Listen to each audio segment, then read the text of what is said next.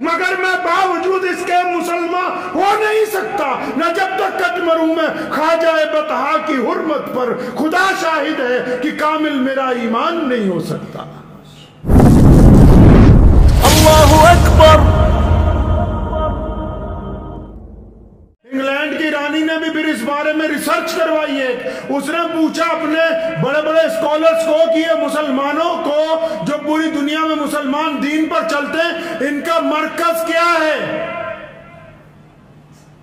Power کہاں سے آتی ہے، چلتا کیسے ہے اسلام؟ تو انہوں نے بڑی ریسرچ کی۔ کسی نے کہا کہ مسجدیں بنی ہوئی ہیں، مسجدوں کی وجہ سے ان میں پاور ہے۔ کسی نے کہا قرآن پڑھتے ہیں، قرآن کی وجہ سے ان میں بڑی طاقت اللہ نے عطا کی ہے۔ کسی نے کہا بیت اللہ کی طرف منہ کر کے نماز پڑھتے ہیں۔ ہر بندے نے اپنے اپنے لحاظ سے، لیکن جب فائنل رپورٹ تیار ہوئی تو حیرت انگیز بات نکل کے یہ سامنے آئی کہ مسلمانوں کی پاور سٹیشن مسجدیں نہیں ہیں۔ قرآن پاک کی صرف تعلیم کے ساتھ مسلمان جو ہے اسلام پر قائم نہیں، صرف بیت اللہ کی طرف منہ کرنے کی وجہ سے مسلمان اسلام پر قائم نہیں۔ یہ ساری جزوی چیزیں ہیں، اصل پاور مسلمانوں کے پاس محمد الرسول اللہ صلی اللہ علیہ وسلم سے عشق ہے۔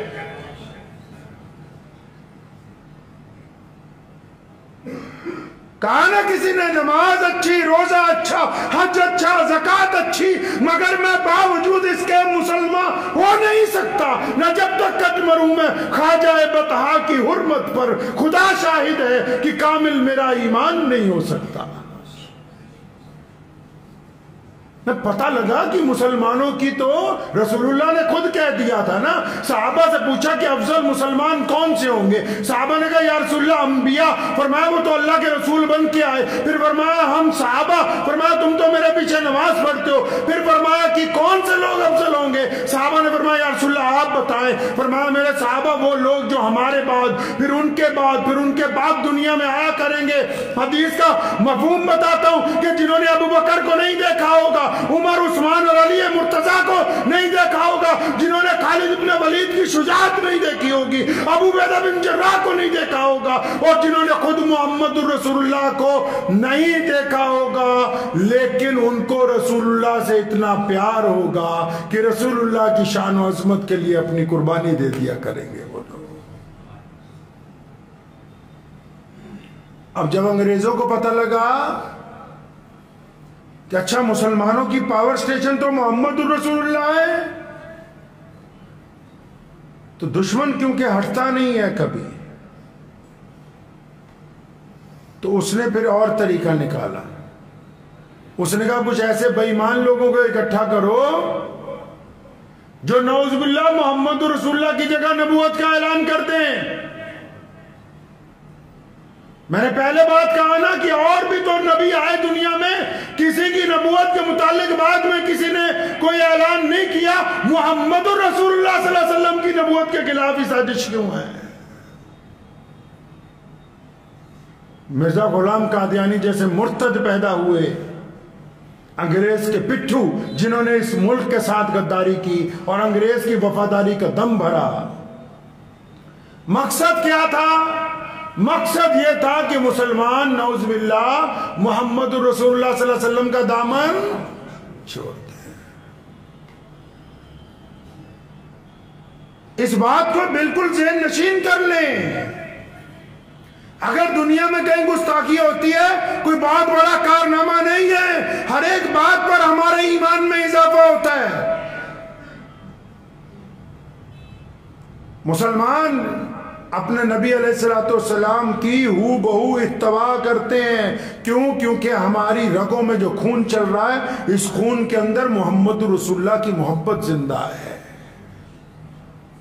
ہم اس وقت تک مسلمان ہیں جب تک ہم اپنے ماں باپ سے زیادہ، بھائی بہنوں سے زیادہ، اپنی مال سے، اپنی اولاد سے زیادہ اللہ کے پیارے نبی حضرت محمد رسول اللہ صلی اللہ علیہ وسلم سے عشق نہیں کرتے، اس وقت تک ہم مسلمان نہیں ہوں گے۔ اگر مسلمان ہیں تو اس کا مطلب ماں باپ سے بڑھ کر رسول اللہ سے پیار ہے، ماں باپ سے بڑھ کر رسول اللہ سے عشق ہے، اولاد سے بڑھ کر رسول اللہ سے عشق ہے۔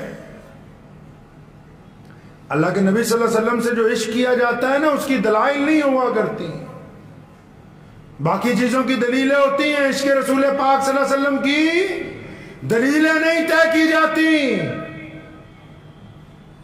یہ اللہ تعالیٰ نے نظام بنایا کائنات میں، دونوں وجوہات ایسی ہیں۔ رسول اللہ کے خلاف بولا بھی اس لیے جاتا ہے کہ صرف رسول اللہ صلی اللہ علیہ وسلم ایک ایسی ذات ہے جو پوری کائنات کے لوگوں کو برابری کا درجہ عطا فرماتی۔ رسول اللہ صلی اللہ علیہ وسلم کی نبوت کے خلاف بھی سازش اس لیے کی جاتی ہے کہ پورے اسلام میں صرف محمد الرسول اللہ ہی ہیں جو دیوبندیوں کے بھی، بریلویوں کے بھی، شیعوں کے بھی، سنیوں کے بھی، انصاریوں کے بھی، پٹھانوں کے بھی، جتنے مرضی تم اسلام کے ٹکڑے کرنے کی بات کر لو، لیکن جب محمد الرسول اللہ صلی اللہ علیہ وسلم کا نام آئے گا، یہ 200 کروڑ مسلمانوں کے دل ایک ساتھ دھڑکیں گے، ان کی دھڑکن کو کوئی توڑ نہیں سکتا ہے، جتنے مرضی مسلک بنا لو۔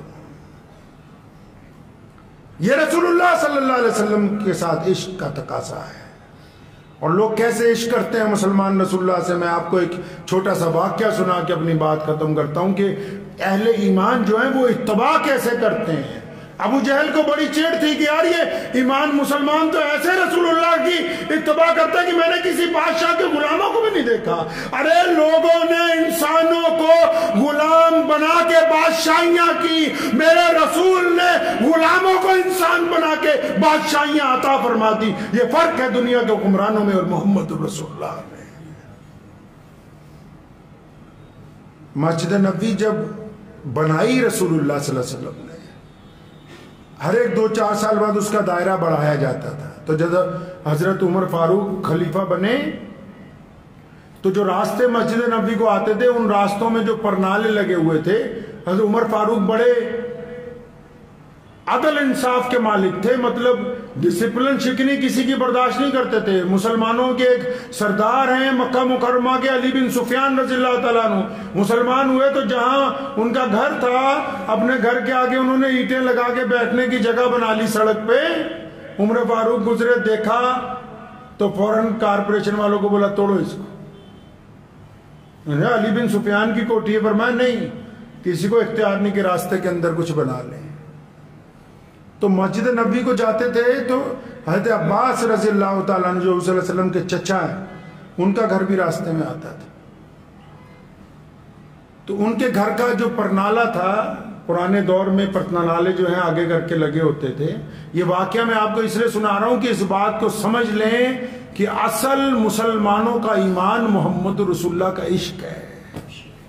دنیا کیا کہتی کیا نہیں کہتی وہ بات کی باتیں یار، دنیا تو ہمیں اس لیے آج انسان مان رہی ہے کہ محمد رسول اللہ صلی اللہ علیہ وسلم نے ہمیں پستی سے نکال کے ہمارے سر پر عزت کا تاج رکھا ہے۔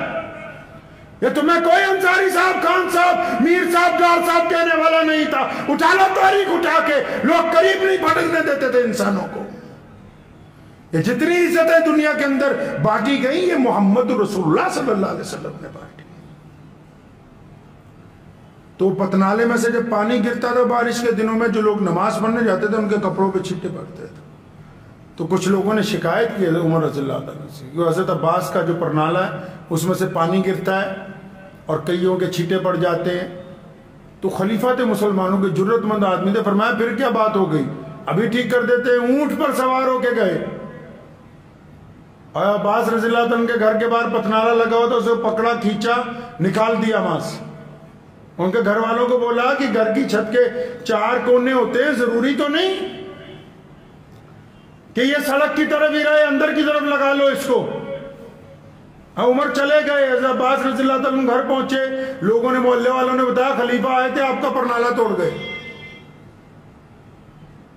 یہ بات سننے کے بعد فرمایا کوئی بات نہیں، ابھی عمر خود آئے گا، اپنے ہاتھ سے اس کو لگائے گا۔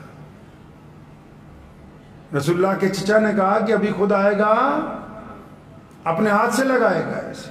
لوگ بڑے حیران کہ یہ کیسے ہو سکتا ہے؟ علی بن سفیان کی تو بیٹھک کے باہر کی اینٹیں تک اڑوا دی گئی.